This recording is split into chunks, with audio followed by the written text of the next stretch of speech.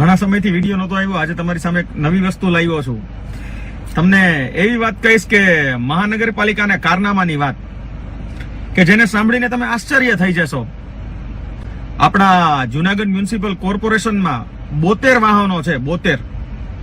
તો તમને ખબર હોય, કાગળ પર બહુ મોટો કાફલો દેખાતો હશે આ વાહનોનો, પણ આની અસલી હકીકત એ છે કે એમાંથી 34 વાહનો તો બંધ છે.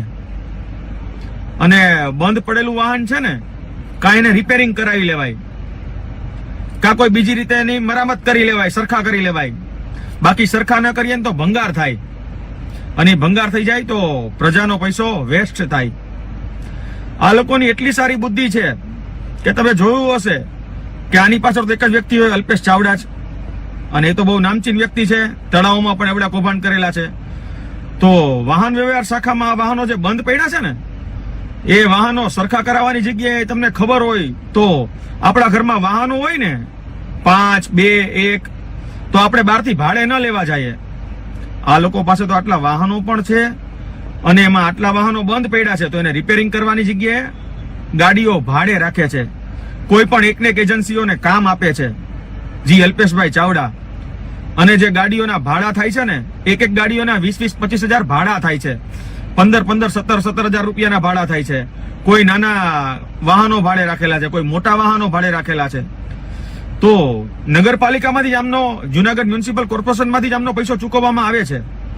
તો એના કરતા આપણા જે વાહનો બગડી ગયેલા હોય એને રિપેરિંગ કેમ નથી કરાવતા? કે આમાં કોઈ મોટી રાજરમત છે?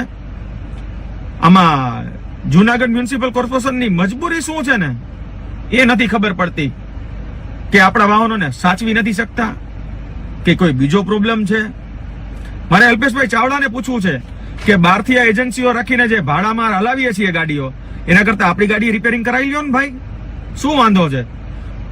પૈસો પ્રજાનો જાય છે. તમને બધાને તો છાનું મોનું આડાવડો ક્યાંકથી માલ આવી જાય છે, પણ પ્રજાનું કોણ? પ્રજા માટે કોણ કહેશે? તો હું તો કહીશ જ ભાઈ, ભલે તમને કડવું લાગે. કાં ગાડી રિપેરિંગ કરાવી લ્યો ભાઈ, બાકી જે બહારની એજન્સીઓ રાખેલી છે એમના પણ નામ આવશે. પછી કોઈ પણ એજન્સી હોય, કેટલા વર્ષથી ચાલુ હોય, આ વ્યવહારિક નથી. જુનાગઢની પ્રજાનો પૈસો છે ભાઈ. પેલા હાલતું ને લોલમ લોલ, એવું નહીં હાલે કે લાલિયાવાડી.